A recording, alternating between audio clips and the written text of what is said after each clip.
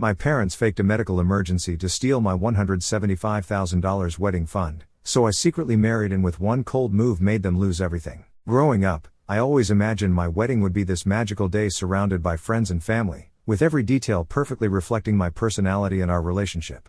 I know, super cliché, but I think a lot of us have that idea. Ryan and I talked about our wedding plans pretty early on in our relationship. We both wanted something simple but elegant, where the focus was on celebrating with people we cared about rather than putting on a show. We landed on this idea of having the wedding in the Blue Ridge Mountains in North Carolina. It's a place we both love, peaceful, scenic, and kind of romantic in its own way. We'd visited a few vineyards and rustic venues there during a couple of weekend trips and immediately fell in love with the vibe. It just felt like us. The plan was to save up and have the wedding of our dreams without going into debt. I work as a nurse and Ryan as a software developer, so while we make decent money, we're not exactly rolling in it. Still, we're good with budgeting and decided to prioritize this.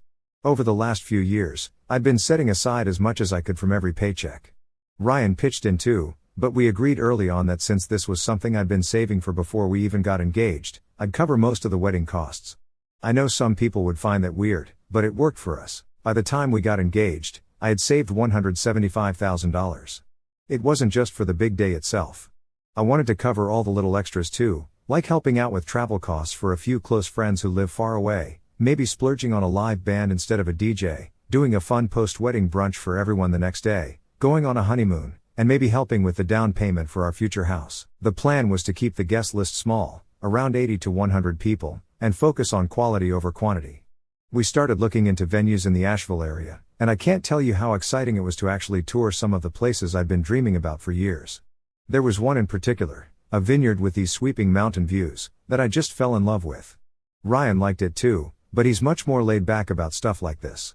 He kept saying, "Whatever makes you happy, babe," which, let's be honest, is exactly what you want to hear when you're planning a wedding. At the same time, I started diving into all the other details.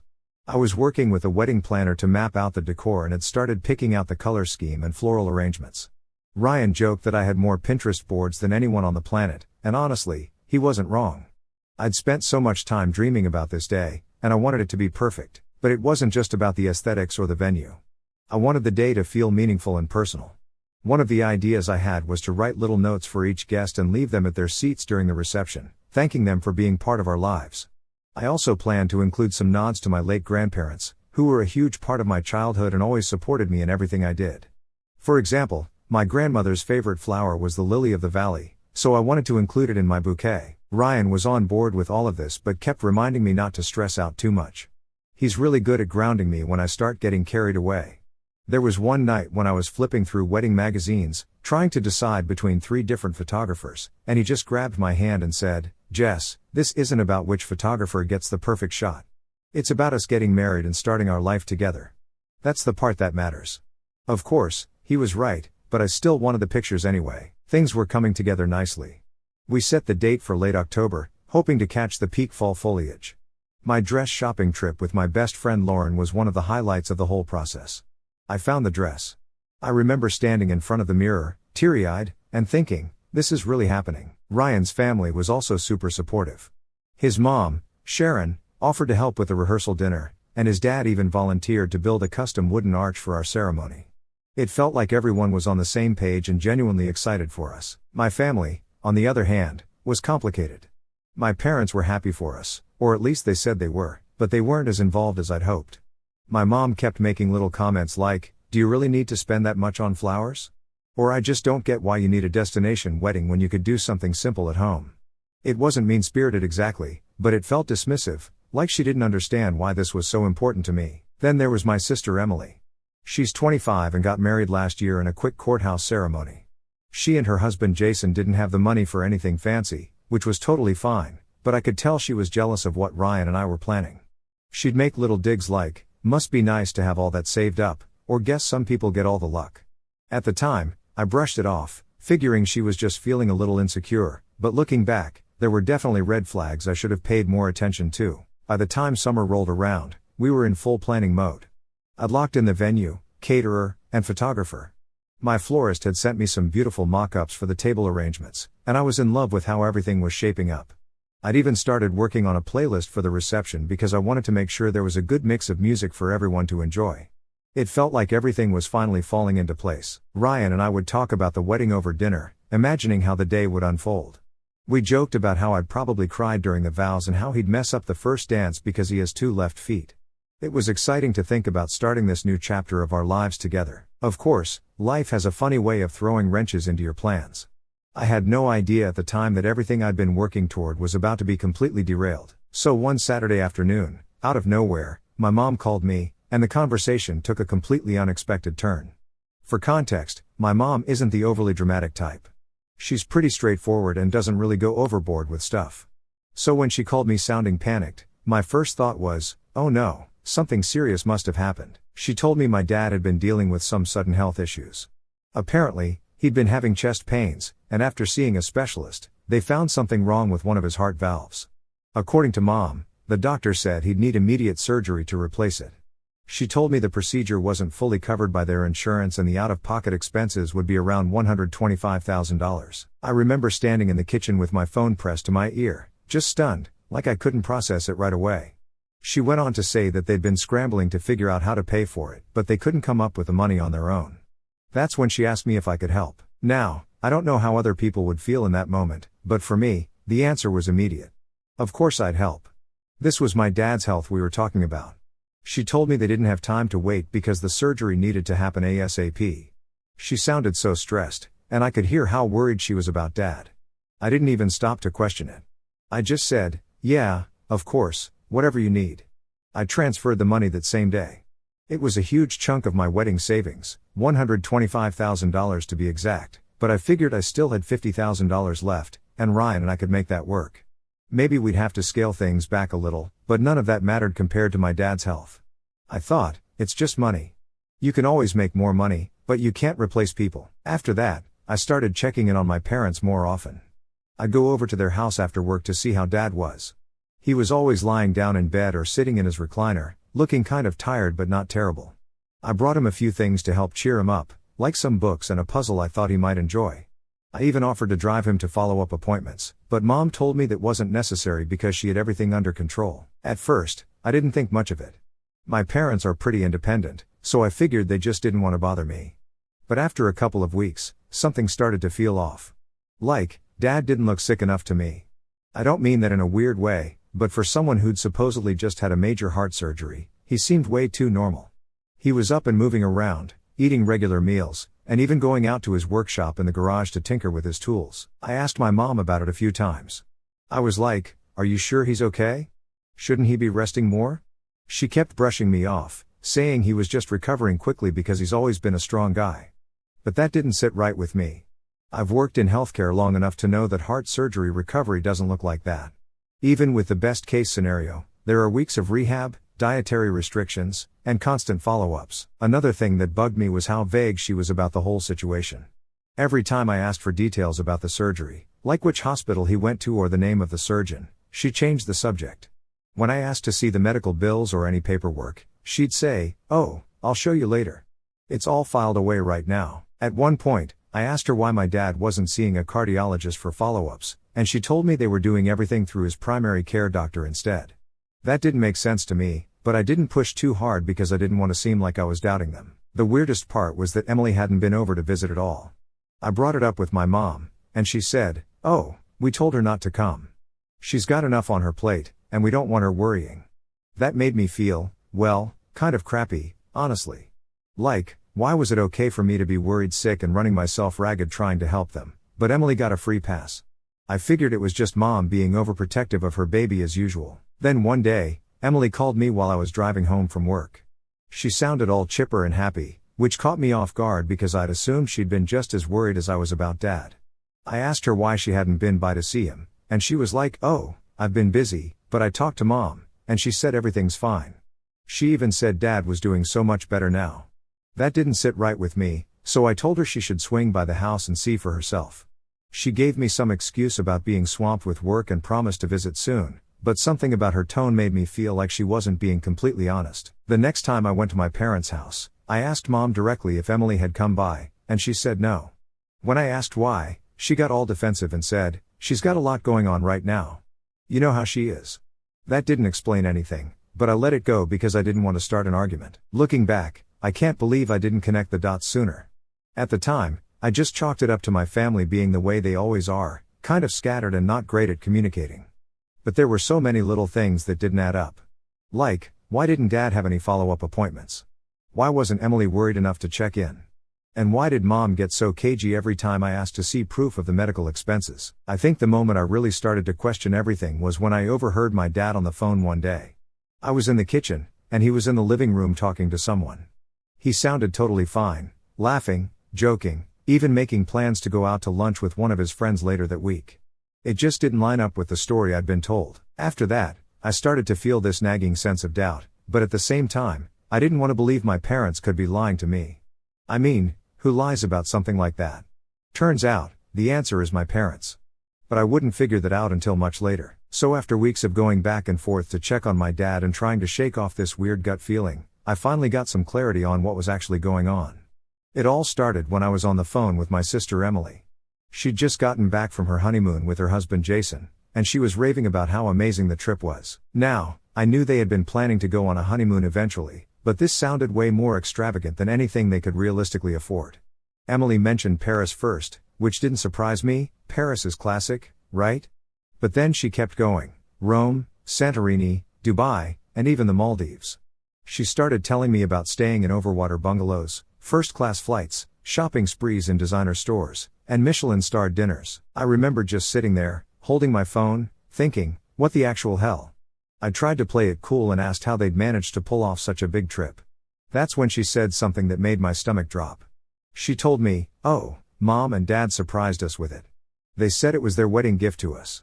Can you believe it? At first, I didn't even know how to respond. I just kind of laughed nervously and said, "Wow, that's really generous of them." Inside, I was spiraling. My parents had been telling me for weeks that they were in financial trouble, that they couldn't afford my dad's surgery, that they needed my help. But somehow, they had $125,000 to send Emily and Jason on a world tour?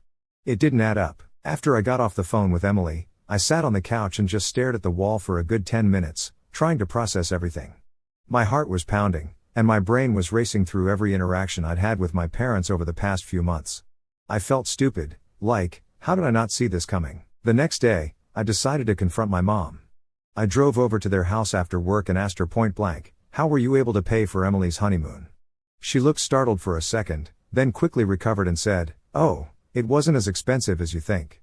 We used points and miles for most of it." I wasn't buying it. I told her Emily said you paid for first-class flights, luxury hotels, and shopping. Points don't cover all that. That's when she got defensive and started talking about how Emily had been going through a tough time and really needed a break. She said, "We just wanted to do something nice for her. She's been struggling since her wedding was so small and simple." At this point, I was fuming. Struggling? Emily had a perfectly fine courthouse wedding because that's what she and Jason chose. No one forced her to do that. Meanwhile, I had been saving every spare penny for years to pay for my own wedding, and now that money was gone because they lied to me about Dad's health. I asked her straight up, did Dad even need surgery, or was that just a lie to get my money? She didn't answer right away, which told me everything I needed to know. Finally, she said, it wasn't a lie. He did have some health issue, but it wasn't as urgent as we made it sound. I couldn't believe what I was hearing. She had admitted they had exaggerated the situation to get me to hand over the money, knowing full well that they were planning to use it for Emily's honeymoon. I told her I felt completely betrayed. You knew how important that money was to me. You knew I was saving it for my wedding, and you just took it for Emily. She tried to justify it by saying that I still had $50,000 left in that Ryan and I could easily make it work with that. She said, "You're young, you're successful, and you've got your whole life ahead of you. Emily needed this more than you do right now." I don't even know how to explain the mix of emotions I felt in that moment. It was like every insecurity I'd ever had about being the less favored child was suddenly validated. Growing up, Emily always got more attention, more praise, more everything. I thought maybe I was just imagining it, but now it was clear as day. They didn't even try to hide it anymore. I left their house feeling completely numb. When I got home, Ryan could tell right away that something was wrong. I sat him down and told him everything, about the fake emergency, the stolen money, and Emily's lavish honeymoon. He was furious. "I can't believe they would do that to you," he said. To us, Ryan's immediate reaction was to call a lawyer. He wanted to find out if we could sue my parents to get the money back. I told him it would probably be a waste of time because there was no paper trail. Everything had been verbal. My parents never put anything in writing, and I didn't have any texts or emails to prove they'd lied. Ryan said, "We can't just let them get away with this." The worst part was, deep down, I felt guilty. I felt guilty for being mad at my parents, guilty for wanting to get my money back, and even guilty for resenting Emily. She didn't know where the money came from. As far as she was concerned, Mom and Dad were just being generous. But at the same time, I couldn't stop thinking about how unfair it all was. I'd worked so hard to save that money, and now it was gone. I spent the next few days going back and forth in my head, trying to figure out what to do. Part of me wanted to just cut my losses and move on. Another part of me wanted to confront Emily and tell her the truth. But mostly, I just felt exhausted. I didn't have the energy to fight with my family, but I also couldn't pretend everything was okay. Eventually, Ryan convinced me to at least talk to a lawyer for advice. He said, "Even if we can't get the money back, we need to know what our options are." I agreed, but in the back of my mind, I still felt like this was a battle I couldn't win. For now, I've decided to put some distance between myself and my parents. I can't keep pretending everything is fine when it's clearly not. They lied to me, stole from me, and didn't even seem to feel bad about it. I don't know if I can ever fully forgive them. I'm really at my lowest now. Your words can help me somehow. Please tell me, what do you think? If anyone has gone through a similar experience, how did you react? It's been a while since I posted, and wow, I did not expect so many people to respond.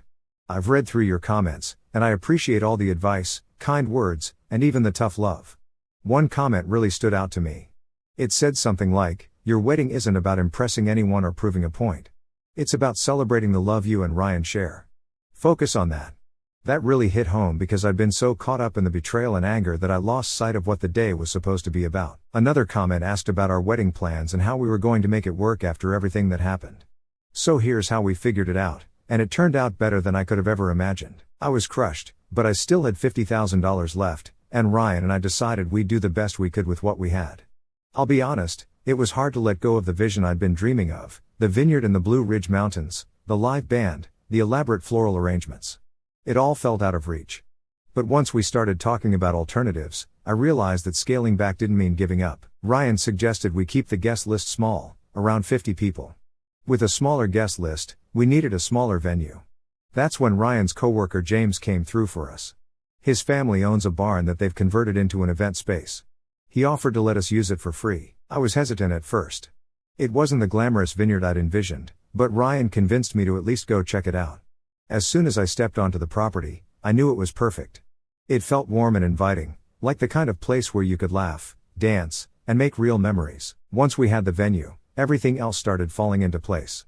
I scaled back my original plans for decor and went with a minimalist approach. For food, we skipped the fancy sit-down dinner and went with a buffet of Southern comfort food, fried chicken, mac and cheese, collard greens, cornbread, the works. Everyone loved it. We also decided against a traditional wedding cake and did a dessert bar with pies, cookies, and cupcakes instead. It was less formal but so much more fun. Plus, who doesn't love pie? The wedding itself was everything I could have hoped for.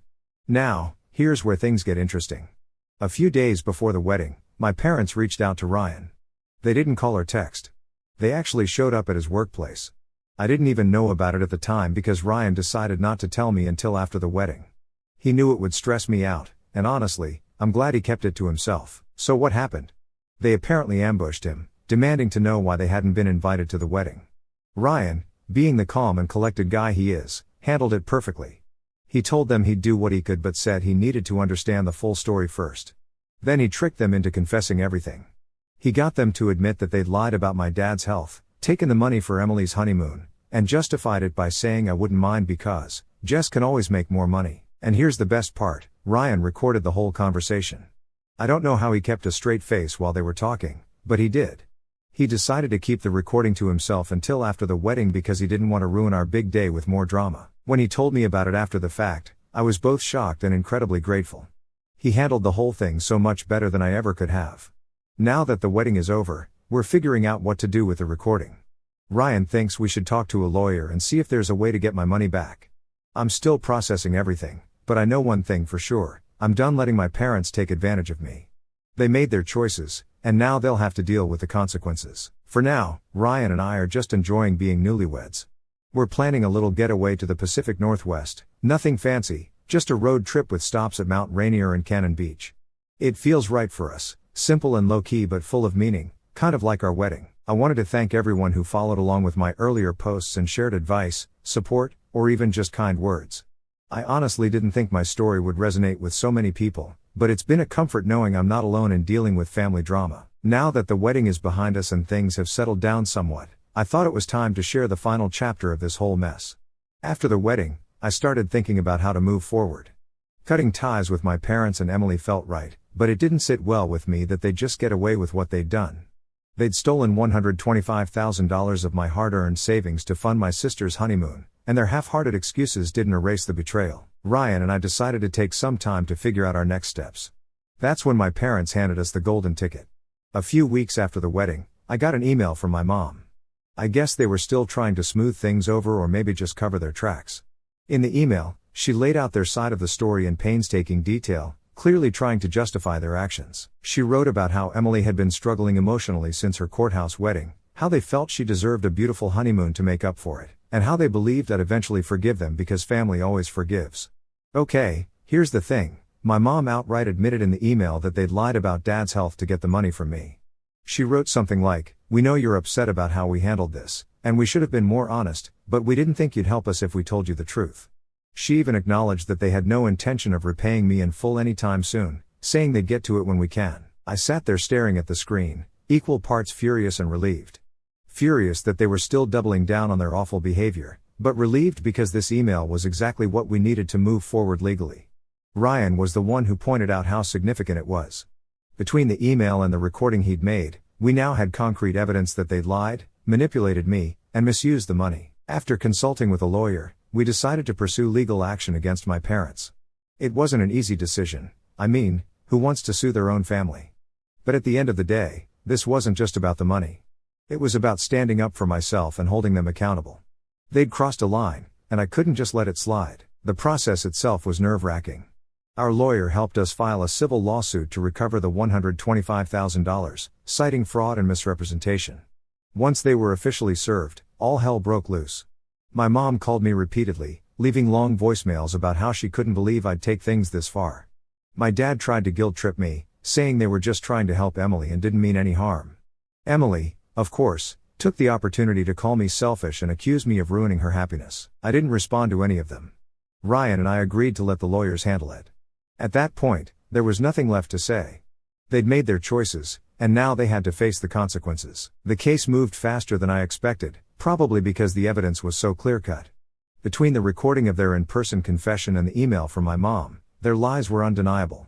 My parents' lawyer tried to argue that it was a family matter and didn't belong in court, but the judge didn't buy it. In the end, they were ordered to pay me back the full $125,000 plus a small amount of interest to cover the time I'd been without the money.